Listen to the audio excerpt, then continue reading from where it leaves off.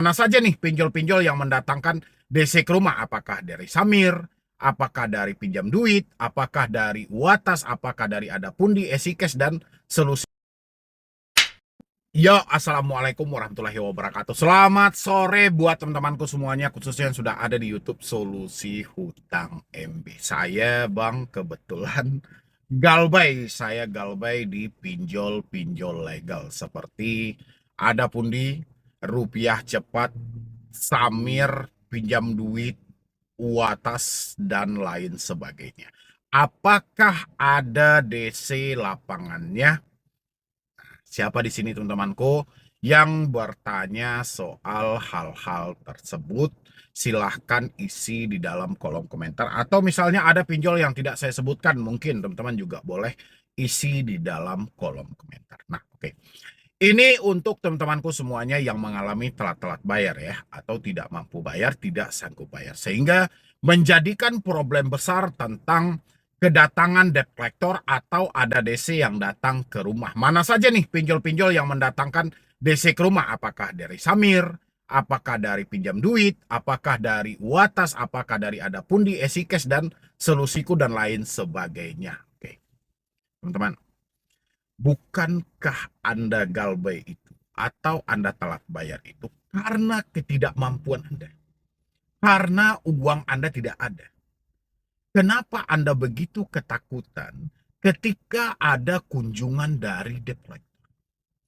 Pernah teman-teman mencari jawaban hal ini gitu. Karena kalau jawaban ini tidak teman-teman temukan, jawaban ini tidak teman-teman cari tahu, teman-teman akan sibuk mencari hal-hal yang tidak seharusnya. Ya, dan lagian, teman-teman kan menyampaikan tadi, saya tidak mampu bayar. Saya tidak sanggup bayar. Kan seperti itu, berbeda dengan saya tidak mau bayar. Saya ada niat galbay. Ah, ini berbeda lagi teman-teman semuanya. Makanya teman-teman harus tentukan dulu, sekarang ini tidak mampu, tidak sanggup, atau tidak mau sama sekali. Coba teman-temanku, coba dulu teman-teman. Memang tidak mampu atau memang tidak mau? Kalau atas dasar tidak mampu, kita sudah berusaha nih. Kita lihat toleh kanan kiri, muka belakang, atas bawah. Ya, memang real keadaan yang memaksakan kita sudah tidak bisa lagi melakukan pembayaran. Ya, memang keadaan yang meminta kita untuk berhenti membayar.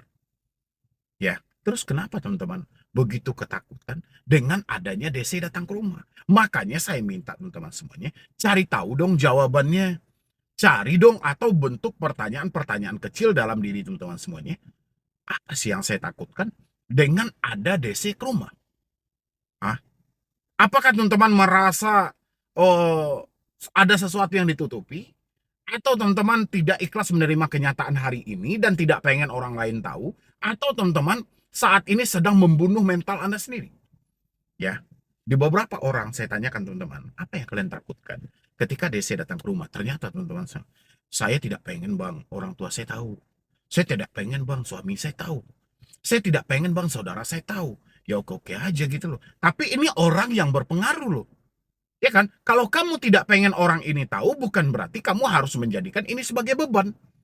Ya kan? Tapi kalau kamu jadikan ini sebagai beban, yang pada akhirnya orang ini harus dikasih tahu.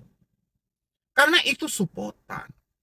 Ya, fakta tidak seburuk yang kamu bayangkan. Makanya pikirkan aja yang hari ini, teman-teman. Jangan terlalu berpikir jauh buat ke depannya. Kalau teman-teman berpikir jauh buat ke depannya, Anda akan membunuh mental Anda sendiri. Ya, lagian hutang-hutang ini saya juga sampai menyampaikan teman-teman. Hutang piutang ini adalah masalah hidupmu, bukan identitas hidupmu. Ya, ini masalah hidup. Jadi tidak ada identitas yang berubah. Kamu seorang anak, kamu seorang suami, kamu seorang istri, kamu seorang adik, kamu seorang kakak. Tetap aja seperti itu. Tidak merubah. Cuman saja kamu tidak bisa menerima kenyataan hari ini. Sehingga kamu hanya sibuk berpikir melampaui batas dari semua itu. Apa nih yang akan terjadi ke depan? Besok apa nih akan terjadi? Ya, daripada kita menyibukkan diri, memikirkan apa yang akan terjadi ke depannya, mendingan hari ini apa yang bisa kita lakukan. Hmm? Kan kita sudah tahu nih, keadaan sudah tidak memungkinkan.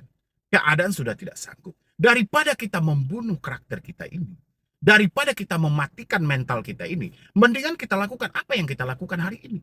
Ingat, selagi kamu masih berusaha, teman-teman, kamu belum gagal, ya. Kamu berpotensi untuk berhasil, tapi jangan bunuh mentalmu dengan cara memikirkan kapan Desi datang ke rumah. Ya, pinjol mana yang ada Desi lapangan. Ini akan membunuh mentalmu secara pelan-pelan. Ya, hutang ini bukan soal nominal, teman-teman, tapi soal pemikiran. Ini berbahayanya. Pemikiranmu lawan terberatmu. Makanya dari diri teman-teman semuanya, saya nggak peduli mau yang Anda sampaikan pinjol ini, pinjol ini, pinjol ini, terserah. Ya, semuanya ada aturan dari OJK. Kalaupun pinjol mempunyai petugas lapangan, silahkan asalkan mereka masih patuh dan tunduk dengan semua aturan yang berlaku.